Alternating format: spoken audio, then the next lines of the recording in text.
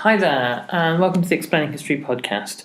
The thing I want to talk about this week is the Battle of Tsushima in 1905 and the repercussions, really, of this battle. And the argument that exists amongst many scholars of 20th, 19th and 20th century Asia that it was the most transformative military event of the 20th century, in that it ushered in a new Asia that really was finally born after the Second World War. And in many ways, the repercussions and the implications of the battle are far more interesting to us as historians than the battle itself, though that in itself is worthy of exploration. So Tsushima was one of the first shots in the ineptly handled Russo-Japanese War. I say ineptly on the side of Russia, and expertly dispatched on the part of Japan. Tsar Nicholas II had been provoking gradually conflict with Japan over the half-decade before the fighting broke out, mainly over the issue of Korea and the ever-increasing Russian expansion into Asia and the Pacific. One reason for this was the inability of Russia in the 1890s to properly and confidently assert herself in the Balkans, and so nationalist and expansionist tensions within the Russian Empire were channeled eastwards, also in the hope that there would be sufficient mineral resources that would energize the Russian economy, which was slowly beginning to get to grips with the modernity and industrialization like Western Europe. This certainly, by the 1910s, is really quite an important factor within Russia. It's a kind of explosive, has a period of explosive economic growth. Anyway, it's often said that Nicholas II provoked a war with Russia to get himself out of his domestic problems. Now, if he had the guile, if you had the political nous to think of something so basic, I go along with that one. But I generally, I don't think it's valid. I think he was reckless. I think that he stumbled into war with the Japanese. I think the Japanese gave him various outs, and he was, for the most part, an arrogant, Eurocentric chauvinist. Though he himself tried not to think of himself as a European. He liked to carry on this kind of masquerade fantasy of being a medieval Russian boyar, but spoke French and was part of the kind of the grand European aristocratic network. But he, like the rest of the royal and aristocratic figures of Europe, looked upon Japan as being a land of kind of yellow-skinned, servile, backward midgets, and in their ignorance they had no understanding of everything that had occurred since the Meiji Restoration of the 1860s.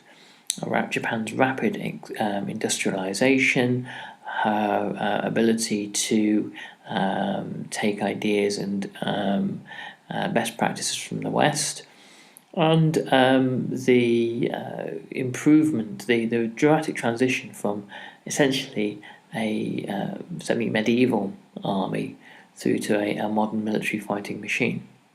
Why had Japan done this?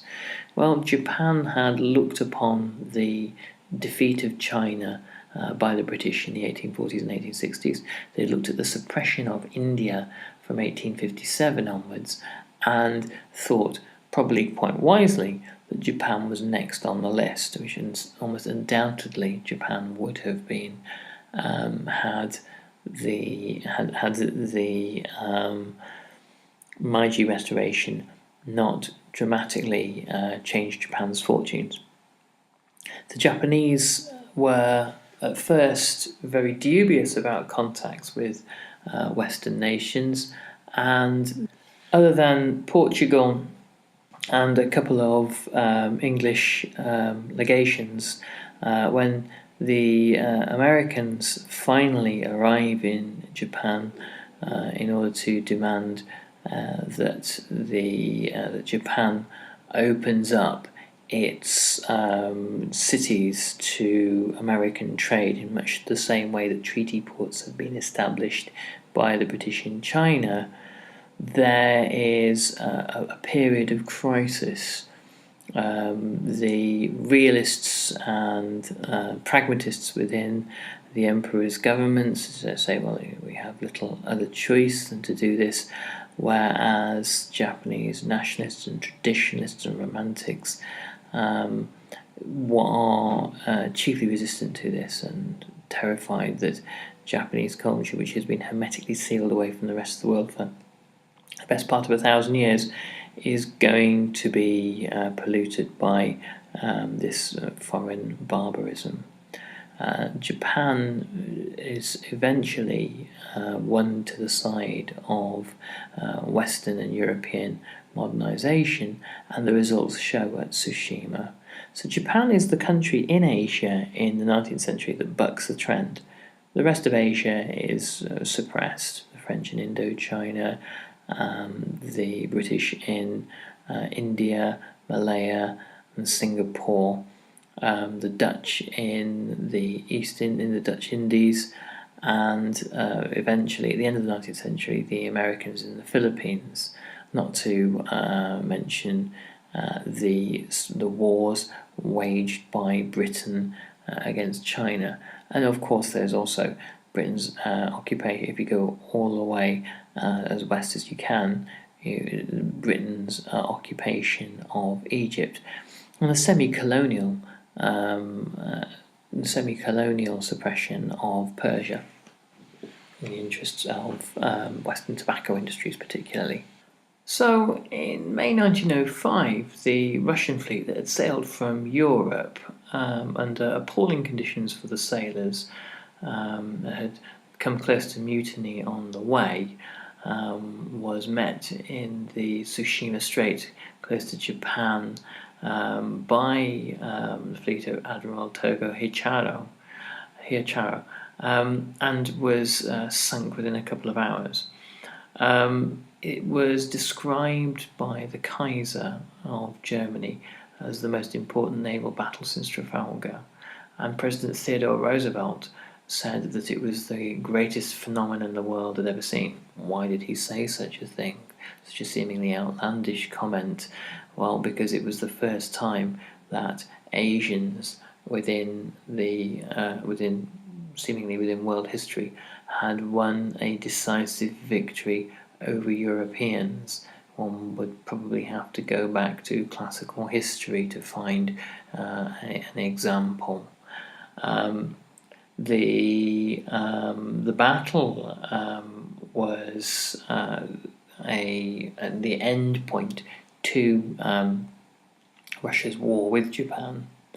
It decisively decided it, and it was really the only shooting that Russia had been able to manage in that war up until that point. And it was a signal to the world that Japan had left isolation, that had emerged from its kind of self-imposed silence since the Middle Ages, and had destroyed a European power. And the modern technology like telegraph and the modern media that had connected up the world in the 19th century meant that it was not simply Europeans that got to know about this, but it was the colonial subjects of Europeans across Asia who were energized by this, and the loss of the Tsar's fleet at Tsushima was not just an issue for the Tsar, but an issue for every European power who were delighted, whose subjected peoples in Asian colonies were delighted and excited by the idea that Europeans could be taught a salutary lesson by seemingly inferior Asian peoples. Now, there is a full account of this in the very, very brilliant book From the Ruins of Empire by Pankaj Mishra.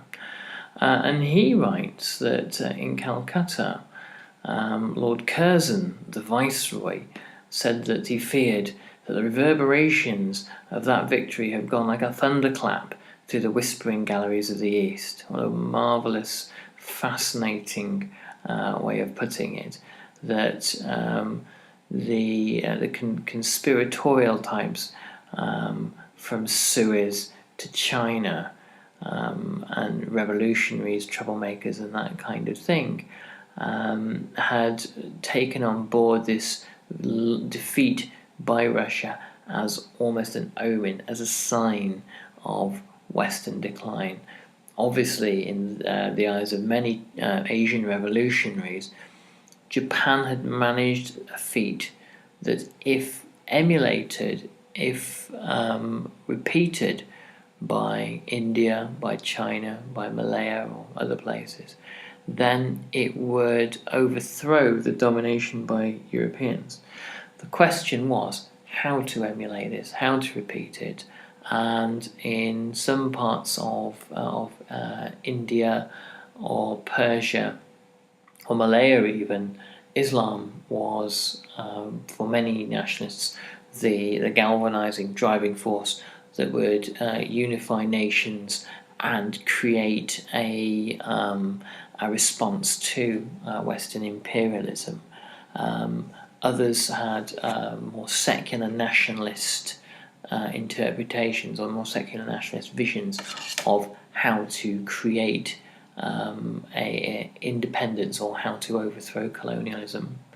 Gandhi, who at this point was a fairly obscure lawyer in South Africa, said that so far and wide have the roots of Japanese victory spread that we cannot now visualize all the fruit it will put forth.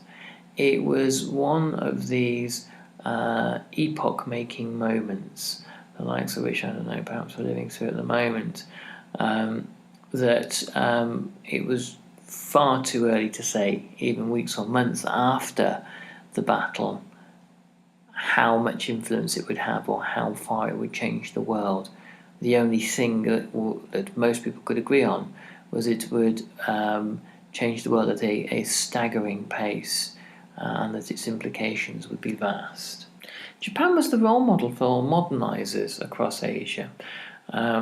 The peoples who felt that their governments, places such as the Ottoman Empire or China, had been subjugated by, in their view, far weaker and less significant European powers like Britain and France, purely because the British and French had figured out the process of modernization. They had had industrial revolutions.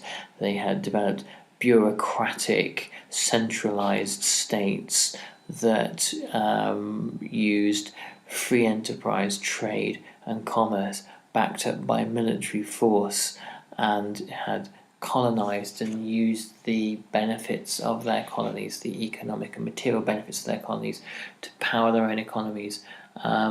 These were the ideas that seemed to have won out historically by the 19th century. So figures such as Mustafa Kemal, later Kemal Ataturk, and Jawaharlal Nehru looked at the examples that Europe had shown, and instead of finding solutions in either Islam or Hinduism, they looked instead to Japan. They said Japan is the pinnacle of Asian modernity, and that is what we must be. Turkey, the Ottoman Empire, mustn't be a backward Islamic empire built on an absolutist monarchy. Instead, if the empire is to continue, it must be modern and perhaps even a federation in some way. Obviously, the Turkey that emerges by the 1920s is a modern nationalist secular state. Nehru says that the Indian freedom and Asiatic freedom from the thraldom of Europe must emerge, and both the Japanese and Indian nationalists in the first half of the 20th century saw their own national development and their own national independence or national autonomy as being one and the same with Asian autonomy, that either India or Japan might lead the way. They might be the trailblazer for more junior partners, places such as Indochina or Malaya, to follow. And in the eyes of Nehru, a kind of modernization would be the way to achieve this. Nehru himself, by the time of Indian independence in 1947, is looking far more to the Soviet experience. Not that he himself wanted to see a Soviet-style revolution or Stalinism in India, but believed that central planning, 5-year plans for industrialization, and that kind of thing would be the way in which a social democracy could be built in India. Both Nehru and Sun Yat-sen, the Chinese nationalist, were both in Great Britain when they heard the news. Nehru was a Harrovian. He was a pupil at Harrow School, and Sun Yat-sen was a Chinese emigre in London at the time, and he was actually cheered by Arab workers at the Suez who assumed he was Japanese. Now that's a telling detail. Here we are, poor, perhaps not even particularly literate Arab port workers on the Suez Canal, seeing Western ships sail past them day after day, really carrying the wealth of Asia to Europe. And as far as many Europeans were concerned, Suez was the gateway to Asia. These are the Arab workers that themselves cheer on the Japanese, quite what Egyptian Arabs might have in common with the Japanese is probably not a great deal. But they themselves at the time were gripped temporarily by this huge span of pan-Asian nationalism or pan-Asian solidarity. And this gives you an indication of the impact that European colonialisation had had on Asia in the 19th century and the degree to which it was resented, and that also gives you an indication of the prospects for European colonisation in the 20th century. Now that's not to suggest that there was something inevitable about the decline of European empires. Obviously you need 2 world wars and a global economic depression, the rise of superpowers and that kind of thing to complete the picture. But it does suggest that that empires are quite fragile, and that fragility comes in large part from those that they govern.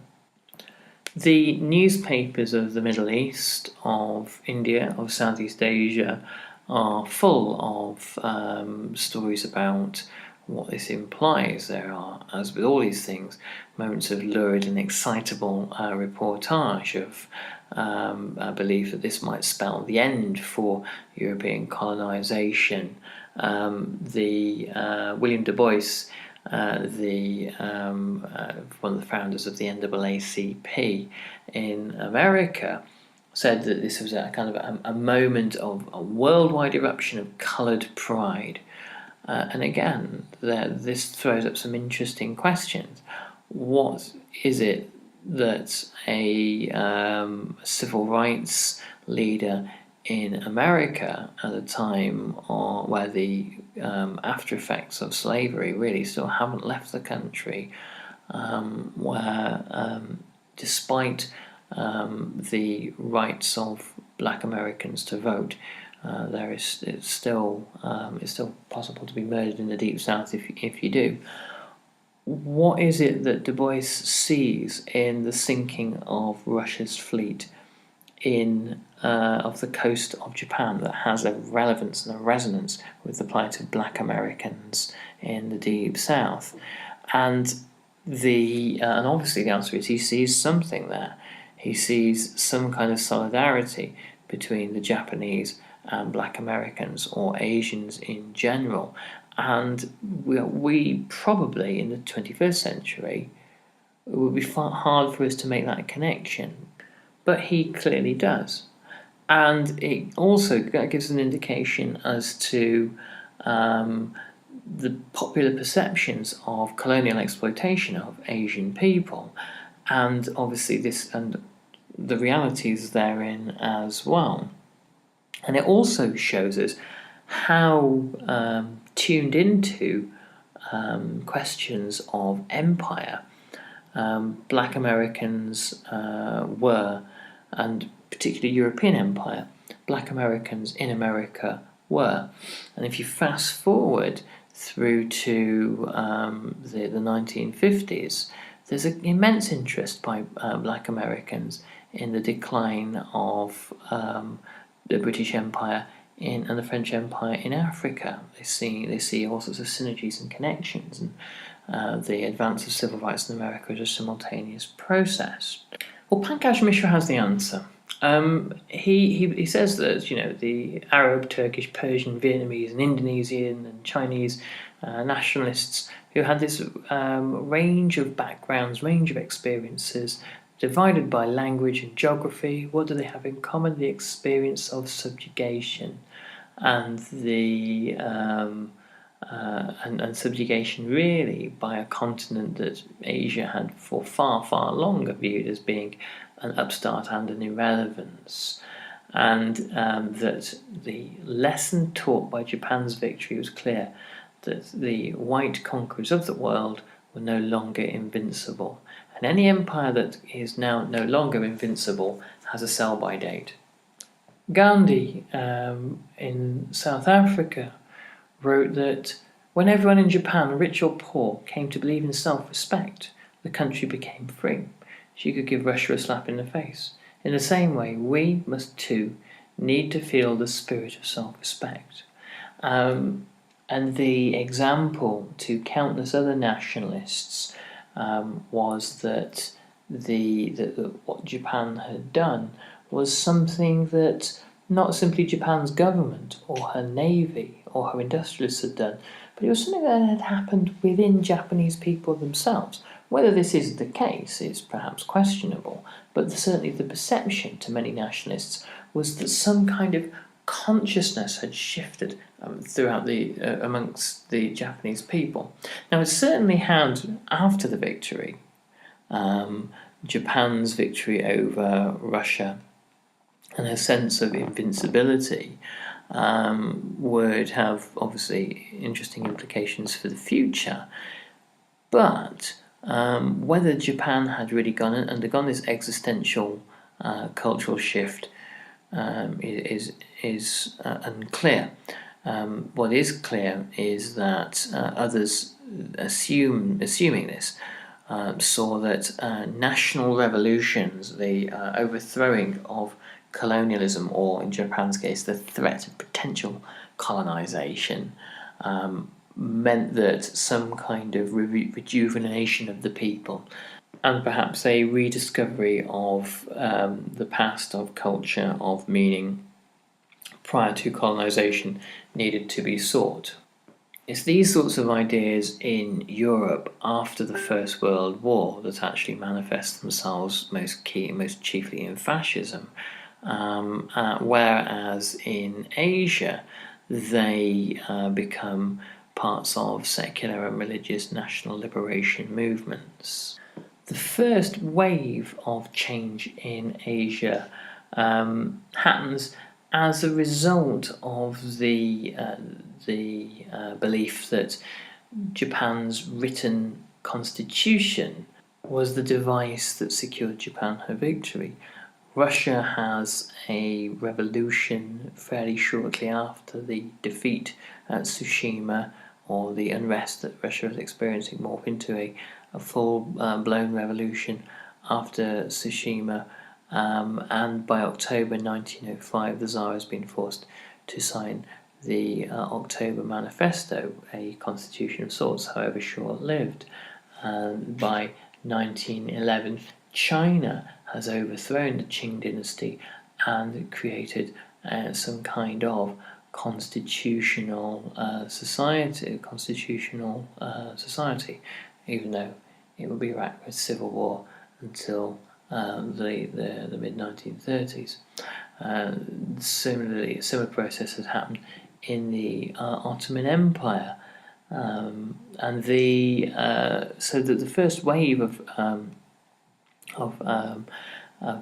nationalist development, in order to either safeguard nations and empires from European predation or to remove Europeans, is the attempt to develop modern constitutional governments, be they democratic or autocratic. And I'm going to finish there. I hope you enjoyed that and found that interesting. From the Ruins of Empire is a book well worth reading. It's a fascinating read. And I'll catch you on the next Explaining History podcast. Thanks very much. All the best and bye-bye.